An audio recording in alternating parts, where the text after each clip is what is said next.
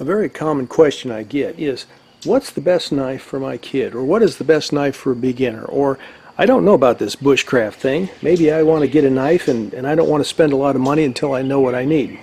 If that's the case, I recommend this Mora Companion Model 840. It's a great knife. Goes for about under 20 bucks.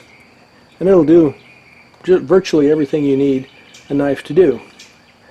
But at some point you may decide you want a sturdier knife. And this is where you might consider this offering from Condor. This is a Terrasaur. And I'm not sure what a Terrasaur is. Obviously, this knife. But we're going to take a look at this and maybe help you decide which bushcraft knife you might need. Here are the specs on the Terrasaur.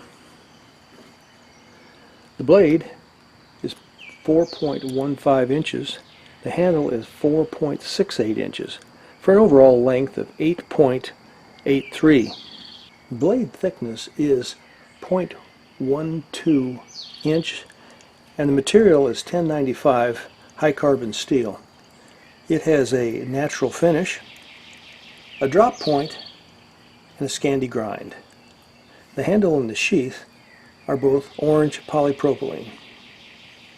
Something I insist on any of my bushcraft knives is a lanyard hole. What I do with that is put a piece of fluorescent paracord in it. It helps me locate it if I drop the knife, and you probably will. If you need to, you can tie the knife to another lanyard or to your belt. The Scandi grind is a good choice for a beginner. It's very easy to sharpen, and with 1095 steel, you're not going to have to struggle too much to keep this knife sharp. Now, it's not going to hold the edge like CPM 3V or A2 or any of those other tool steels, but you know that when you buy the knife. Now this is going to be a good knife for bushcrafting. It whittles nicely. You can do feather sticks with it, which is what most people do when they're sitting around whittling around the campfire. It's a good idea to have some feather sticks on hand anyway. But this knife has no problem at all whittling stuff. As a kitchen knife, it wouldn't be the best because this Scandi grind, which makes it so good for woodworking, makes it not so good for kitchen work.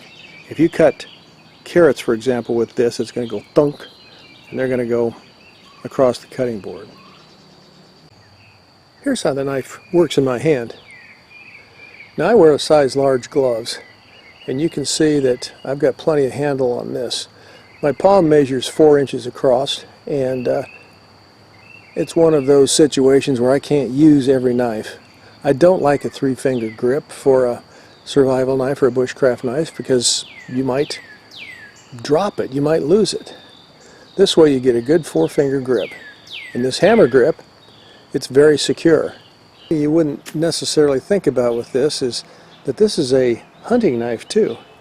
It would work very well with this reverse hammer grip for opening up a big game animal. You can use this grip if you're doing some skinning or something like that.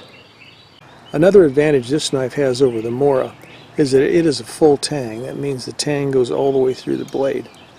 That makes this knife virtually indestructible. I say virtually because you can break anything, but this is a very sturdy knife, and you can depend on it not to let you down. Now if you take this knife on a canoe trip and it happens to fall in the water and you can't find it, you probably won't suffer a lot of financial distress. I mean, it's a $40, $50 knife. You may suffer some emotional distress because us knife people get really attached to knives that work well. And I think this knife is going to work very well. This is Survival Common Sense. Thank you for watching. If you enjoyed this video and would like to learn more, please check out my book, Bushcraft Basics, a Common Sense Wilderness Survival Handbook. You can order a copy at bookstores everywhere, or you can check the link below. Thank you for your support.